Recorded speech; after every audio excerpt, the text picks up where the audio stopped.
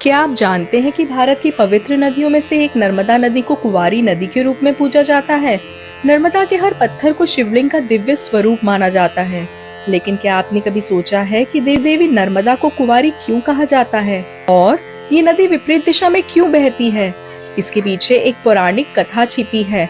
ऐसा कहा जाता है कि इस कथा को सुनने से भक्तों की सभी मनोकामनाएं पूरी होती हैं। इसलिए वीडियो को अंत तक देखें, साथ ही अपने दोस्तों के साथ शेयर भी करें। आइए शुरू करते हैं। दोस्तों, पौराणिक कथाओं के अनुसार मैकल पर्वत पर भगवान भोलेनाथ गहन तपस्या में लीन थे। उसी समय उनके पसीने की एक बूंद से एक अद्भुत रूपवती कन्या का जन्म हुआ। भोलेनाथ को तपस्या में मग्न देखकर वह कन्या भी उनके समक्ष बैठकर तपस्या करने लगी।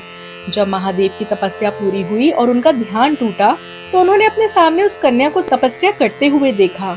इस दृश्य ने महादेव के हृदय को प्रसन्नता से भर दिया।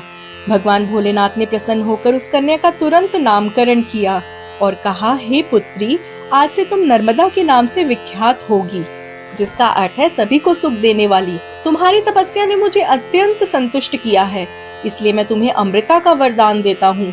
संसार में चाहे कोई भी प्रलय क्यों न आ जाए, तुम्हारा कभी नाश नहीं होगा। तुम्हारा नाम सदैव एक पाप नाशिनी नदी के रूप में लिया जाएगा।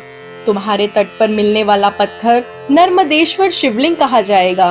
वह बिना प्राण प्रतिष्ठा के भी पूजनीय होगा। तो तुम्हारे तटों पर शिव, पार्वती और सभी देवताओं का वास होगा।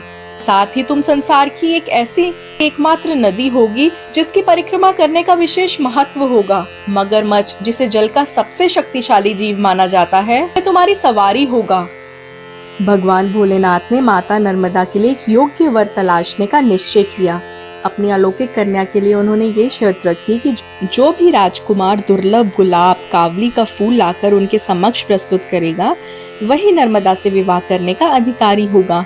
ये शर्त अत्यंत कठिन थी, जिसे कई राजा महाराजा प्रयास करने के बावजूद पूरा नहीं कर सके।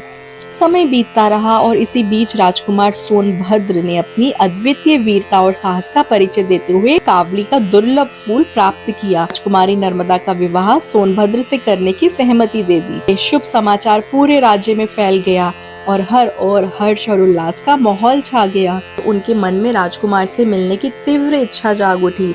राजकुमारी नर्मदा ने अपनी दासी जोहिला को बुलाकर कहा, हे जोहिला, मेरे विवाह में अब अधिक समय शेष नहीं है, लेकिन मैं राजकुमार सोनभद्र से कुछ बातें करना चाहती हूँ।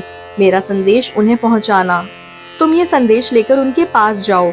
जोहिला ने राजकुमारी से निवेदन किया, ये एक पावन अवसर है, लेकिन मेरे पास ऐसे उपयुक्त वस्त्र और आभूषण नहीं हैं जिनके साथ मैं राजकुमार के सामने जा सकूं। मैं आपसे अनुरोध करती